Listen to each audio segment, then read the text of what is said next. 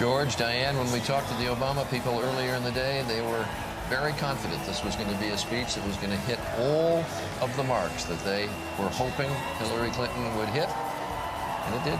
Barack Obama owes Hillary Clinton big time. There's no question about that. She did hit the marks today. She went farther than any loser has ever gone, I think, in this speech. Well, and I think the central paragraph was when she tried to marry the passions of her voters to the purposes of the campaign, when she said, I want you to ask yourselves, were you in the campaign just for me, or were you in it for that young Marine and others like And I wonder if by doing that, she's also going to help Barack Obama in another way. You know, she made him a better candidate during the course of this campaign.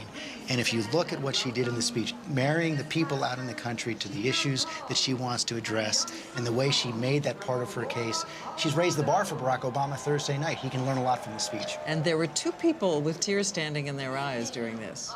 Former President Bill Clinton and Michelle Obama.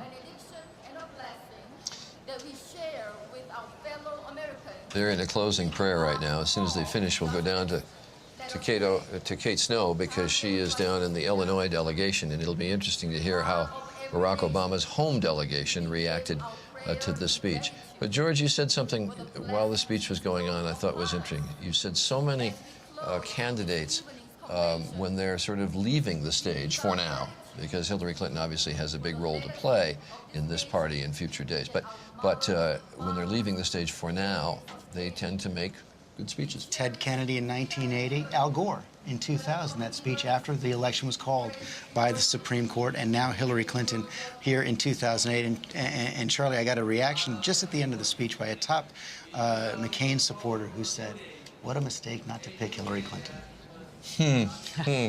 Well, that's under. They will continue to fan that flame, Absolutely. I guess, in the McCain campaign. But you wonder what goes through Barack Obama's mind when he hears this. As you mentioned, he was watching this in the home He was watching it and apparently reacted with pleasure and said something about former President Clinton, that watching your wife is a very tense thing to do when you're watching your wife and cheering on. Several times reportedly said, yeah.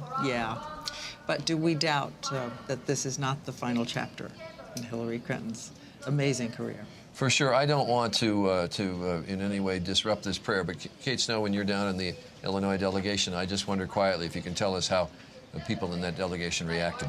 It was very well received down here, Charlie. I'll tell you about one man who's standing kind of in front of me here, about 10 people away from me, who is clearly a Hillary Clinton supporter. When she said in the beginning of the speech, now is the time to unite as a single party with a single purpose, he was in tears. He was sitting in his chair, not even standing up at that point. By the end of the speech, I just watched him. He had in his hand one of these blue signs with Obama on one side, unity on the other side, and he was waving that sign in the air.